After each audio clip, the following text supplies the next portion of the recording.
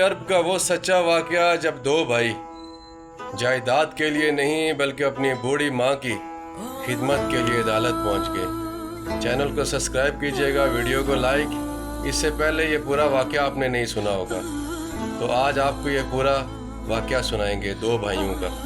Saudi अरब में क्या हुआ। हज़ाम अल गामदी और उनके छोटे भाई का मुकदमा अनोखा था। दोनों अपनी ज़ईफ़ माँ को पास रखने के हक में लड़ रहे थे। बड़ा भाई हिज़ाम रोते हुए बोला, जनाब बरसों से अपनी माँ को सीने से लगाए रखा है, मुझसे मेरी माँ ना छीन, मेरी जन्नत ना छीने।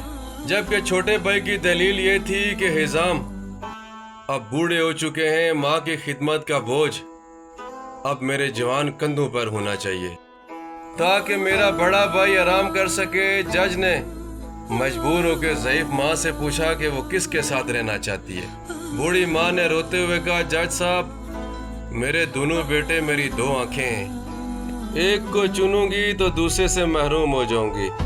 माँ फैसला ना कर सकी।